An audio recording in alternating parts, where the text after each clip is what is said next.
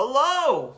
It's Saturday, February 6th, and I'm at work. I just read The Blade Itself, the first book in the First Law trilogy by Joe Abercrombie. I finished this last night, and I need to post my thoughts on it. So, real quick, First Law trilogy follows three main characters. Logan, Nine Fingers, they call him a barbarian, and their own backup blurb. He's just kind of like an uncivilized warrior, but who's smart.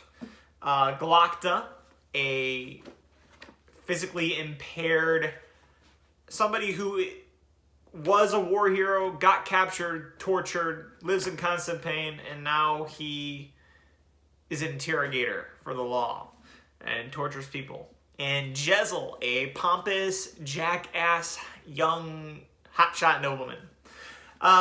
So those are the three main characters. So the Blade itself, I had some complicated thoughts on this, and I'm not sure where I'm going to go here, but I'm excited to talk about it because I loved the book. I liked the book. I'm definitely going to finish it. The remaining two in this first trilogy should be in the mail today, and I'm going to read them. It's just, it's weird. I simultaneously did not feel captivated. I didn't feel engrossed in the world. Really hardly at all. I didn't feel myself growing attached to these characters like I was living in their head or anything. However, I read this fairly chunky book pretty quickly. 500-page book, pretty decent-sized pages. I was not bored at any time. I enjoyed the entire book.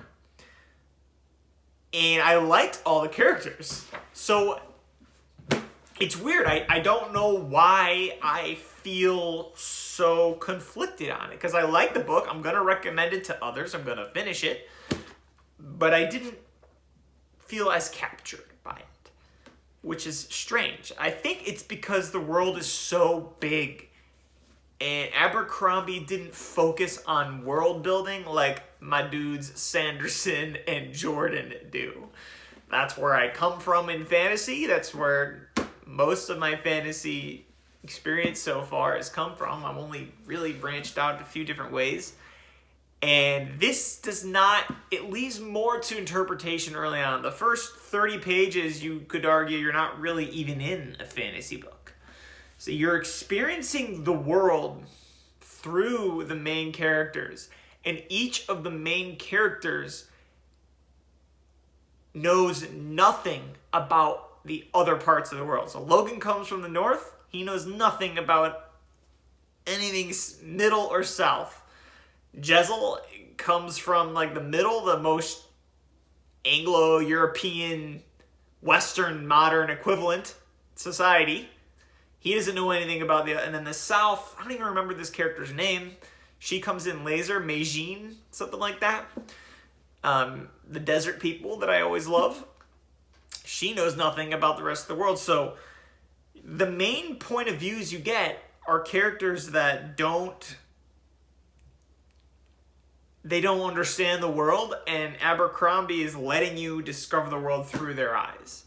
So I think that's why I simultaneously, while I loved the book, I never felt captured by the world, which is what I'm used to. Even like Broken Earth trilogy, which I love, is very much like a fantasy world right off the bat. The Shadow of What Was Lost, which is kind of a modern-y, newer-y one. Same thing, Red Rising. A lot of the books that I've grown attached to are very much world-building focused. World-building and character focused. This is character-driven.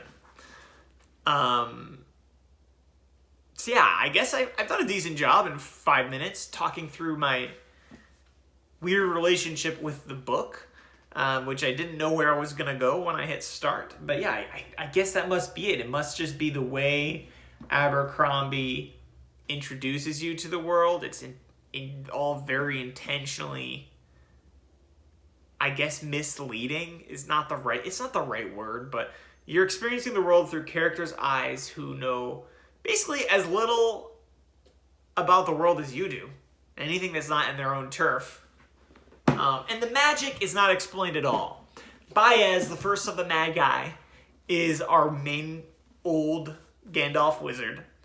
And he's a badass, but we don't know how the magic works at all. After the whole first book, we have no idea how the magic works, really in the slightest. You have to eat people, maybe. The bad guys are called eaters, and you have to consume human flesh to get powers, which is what I am assuming, but it's not really thoroughly explained.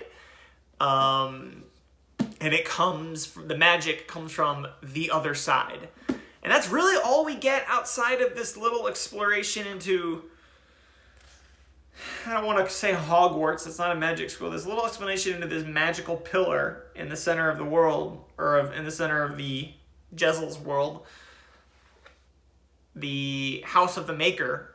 In the middle end of the book, we go into there and it's all magic-y and stuff, but none of it's explained. So we don't know anything about the magic system either. Yet. I'm assuming we'll get some bits and pieces, but I wonder how much we're going to actually get in the next 2 books. I don't know. Probably not a lot. That would be my guess. We'll see. I'm excited to see. So, the book, mainly Logan, Glokta, Jezzel. That's who you experience the most of the book with. And all 3 of them are very engrossing. And I think that's the strength, is they have their own voice. A little bit over-the-head aggressive, specifically with Jezzel and Glokta too. Logan, I think, is the best written character. He seems to be the main character in this one. By a shade, you start with him and you end with him in the chapters and the point of views. So Logan's definitely the lead, but I mean, Jezzel and Glokta are co-leads for sure. And Jezzel, you're supposed to hate him. It's really the first chapter you're not exactly sure, but it's very evident pretty much right away that you're supposed to hate Jezzel. He's such a pompous, arrogant dick. He is the perfect example of a nobleman that most main fantasy characters hate, right? And I do like that. I have read reviews that people love Jezzel by the end, and I can definitely see it because he is somehow... Abercrombie somehow makes Jezzel relatable, despite also being despicable. That's really the best way I can describe him. He goes through these very human emotions and almost like these childlike realizations about how his viewpoint is flawed, and he's in denial about it, but he goes through them throughout the book. And it's somehow relatable. It's somehow you sympathize, which is, at least I do. Maybe because I'm a white male who grew up fairly privileged, I don't know. But, yeah, good job with Jezzel so far. He's still despicable, but it just feels like it's obvious he's going to be redeeming himself throughout the course of the whole trilogy. And it's exciting to see. And his voice is very strong, a little over the top, a little aggressively ignorant. Almost too nobleman-y. Too ignorant. Caricature-y. Then you have Glokta, who is, I think, the most interesting character to read because you're in his head the most. You get, as he's having dialogue with other characters, it's in italics on what he's thinking throughout his conversations and such. And, I mean, what's not to like about a character who was tortured for years and is in constant pain? He used to be this young, hot... He basically was Jezzel before he got captured in war, tortured for years, came back, society rejected him, and now he's this torturer. Yeah. The main hero tortures people very questionably and works with this, I would say, a district attorney. He's called the Archlector, I think. But he works with him throughout the whole book. He's questioning his motives, but he still works for him. Jezzel, very interesting. I'm already at 10 minutes. I gotta get to Logan. Logan, the Bloody Nine, built up throughout the whole book how he is this killer, the most lethal warrior in the North. but he's like but then also has the gentle giant trope of sorts throughout your point of view where you're reading him, and he's very thoughtful, he's very introspective. He regrets all the things he done, though he felt like a lot of it was necessary. Feels like a good modern take of like a war hero, but he's not an anti-hero traditionally. Or I guess he's not the modern anti-hero, which is basically just a straight up villain who is your hero nowadays. But he was not a good man. He has done many bad things, but you get the sense he is a good man. Until the end. Until the end, there's an action sequence. The chapter's called The Bloody Nine, and at some point, Logan is pinned. He is going to be killed, basically, and then there's like a snap, and then it took over. Suddenly, he's not Logan anymore. He's the Bloody Nine, who is a different person. That's very much what you're supposed to assume, and the Bloody Nine is an invincible, psychotic, murderous freak. And he head bashes somebody's face until his head explodes. And you get the sense it's one of the many underlying magic-y things. It feels magical. It must be magical. It's not normal because Logan he speaks to spirits, which we don't know anything about. We just know it's true. So there's some sort of magical element to the Bloody Nine, 100%. And yeah, so you see at the beginning how I talk about how I didn't feel properly engrossed, but now that I'm talking about it all, how excited I am about it all, how good it all is. Which is why I'm so conflicted about it. I'm not conflicted. I know it's a good book, and I know I like the book, but it didn't engross me the same way that I normally get engrossed in fantasy books. I've always thought I enjoyed character writing. I've been told that a lot of the books I've read are character pieces, but this book is a character piece.